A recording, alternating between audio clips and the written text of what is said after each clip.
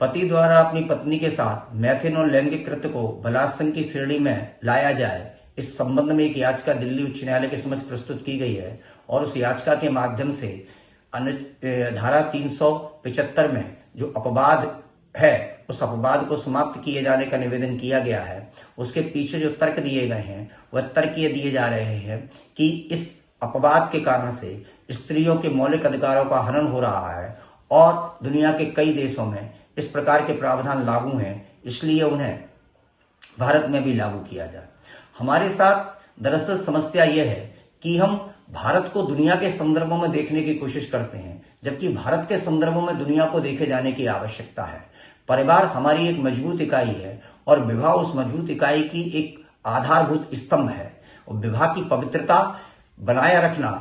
महत्वपूर्ण है। विवाह विश्वास, समर्पण, त्याग और श्रद्धा का विषय है, जहां पति पत्नी एक दूसरे के प्रति इन चारों तत्वों के माध्यम से वैवाहिक जीवन को पूर्ण करने का काम करते हैं। वहां एक दूसरे की बराबरी नहीं बल्कि एक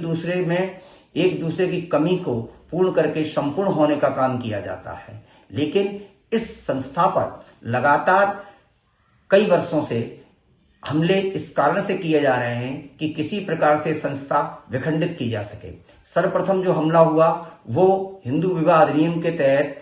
विवाह विच्छेद को मान्यता दिए जाने से हुआ। हिंदू संस्कारों में कभी भी विवाह को विच्छेद किए जाने का कोई प्रावधान नहीं है, क्योंकि हम विवाह को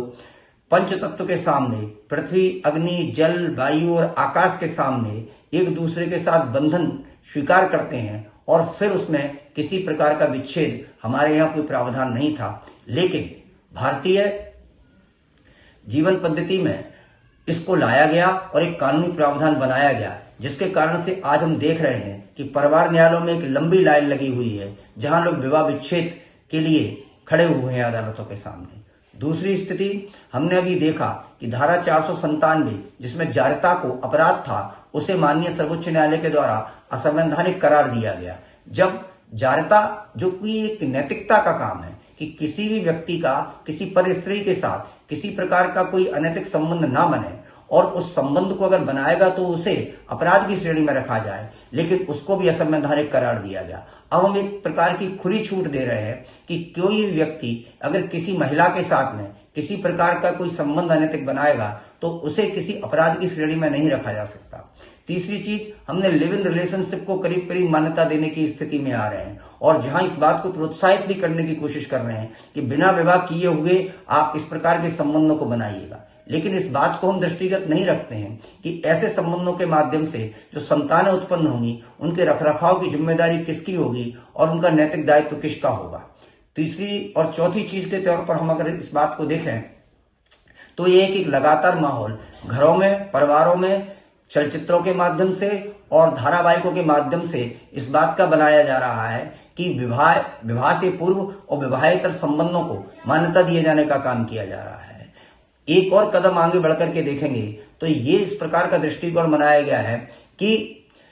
धारा 498A के माध्यम से, घरेलू हिंसा अधिनियम के माध्यम से, कि स्त्री को जो विवाह होकर के किसी परिवार में जाती है वो सारे के सारे लोग एक अपराधी की श्रेणी में ला करके खड़े कर दिए जाते हैं। यह भी सारी की सारी चीजें जहां घर के सामान्य कामकाज को हमने अपराध की श्रेणी में रख दिया या घर के सामान्य वार्तालाप को हमने अपराध की श्रेणी में रख दिया, वहां हम सिर्फ नारीवाद के नाम पर, एक स्त्री को अधिकार दिलाने के नाम पर उसकी सास, जेठानी, देवरानी और ननद को अपराधी की श्रेणी में खड़ा करने का काम करते हैं, जो घर के सामान्य वार्तालाप और सामान्य परिचर्चा को अपराध की श्रेणी में लाने का काम करते हैं। उसके कारण से कई परिवार टूट रहे हैं और लोगों का विवाह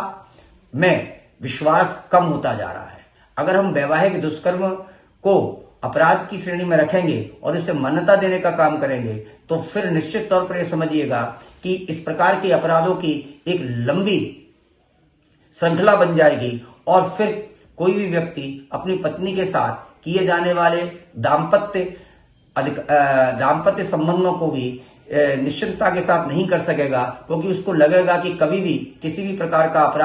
अपराध उसके खिलाफ दर्ज कराया जा सकता है। तब जहां विवाह श्रद्धा, विश्वास, त्याग और समर्पण का परिचायक था, वह विवाह आज एक दूसरे को शक की दृष्टि से देखे जाने की तरफ ले जा रहे हैं। मैं ऐसा मानता हूं कि